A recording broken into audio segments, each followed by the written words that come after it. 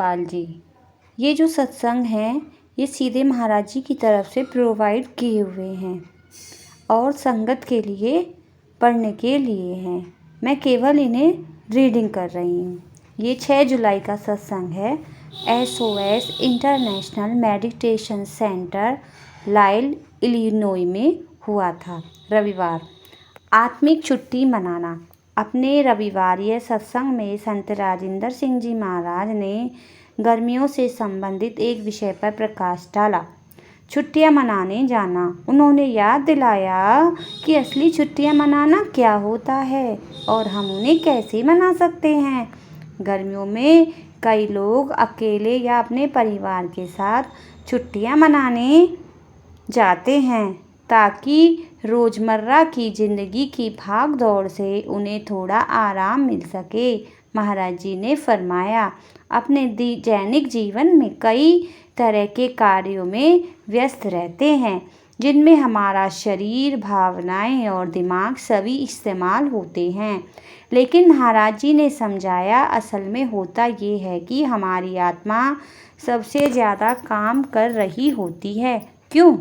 क्योंकि हमारी आत्मा का बाहरी रूप ध्यान है और जब हमारा मन हमारे ध्यान को बाहर की ओर ले जाता है, शारीरिक, भावनात्मक या मानसिक क्षेत्रों में, तो हमारी आत्मा भी उन क्षेत्रों में खिंच जाती है और उसे काम करना पड़ता है। हम क्योंकि खुद को केवल शरीर और मन ही समझते हैं, इसलिए हमें लगता है कि तरोताज़ा होने के लिए हमें अपने शरीर और मन को छुट्टियों पर ले जाना ज़रूरी है। लेकिन हमें ये नहीं पता होता कि हमारी आत्मा को भी आराम करने की ज़रूरत है। हम अपनी आत्मा को छुट्टी पर कैसे ले जा सकते हैं? महाराज जी से पूछा। इस सवाल का जवाब देने के लिए महाराज जी ने दयाल पुरुष संत दर्शन सिंह जी महाराज जी की रूहानी शायरी में से एक खूबसूरत शेर लिया। दोनों आलम से हैं आज़ाद ये गम के मारे, क्या कहें गैस हुए जानों के गिरफ्तारों से। दोनों आलम से हैं आज़ाद ये गम के मारे, क्या कहें गैस हुए जाना के गिरफ्तारों से। इस शेर की व्याख्या करते हुए महाराज जी ने समझाया कि कैसे एक सच्चा शिष्य प्रभु का एक सच्चा प्रेमी अपने प्रीतम की जुल्फों में खो जाता है। महाराज जी ने समझाया, ये जुल्फ़ें जो कि दिव्य दया और सुंदरता का प्रतीक मानी जाती हैं, नरमी से हमारी आत्मा को अपने प्यार भरे पास में बांध लेती हैं और उसे भौतिक दुनिया के भ्रमों से हटाकर अनंत दिव्य प्रेम की गोद में ले जाती हैं। इस प्रेम में डूबकर एक सच्चा प्रेमी न सिर्फ बाहरी संसार के सुख दुख से बल्कि रूहानी मंडलों से भी बेखबर हो जाता है।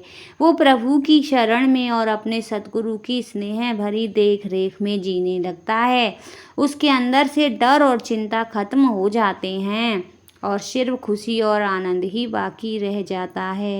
यही महाराज जी ने फरमाया, सच्ची छुट्टी मनाना है जिसमें हम बाहरी दुनिया की हलचल और शोर को पीछे छोड़कर एक दिव्य सुख चैन की अवस्था में पहुंच जाते हैं, जिसमें हम प्रभु के प्रेम में जीवंतता, शांति और खुशी का अनुभव करते हैं।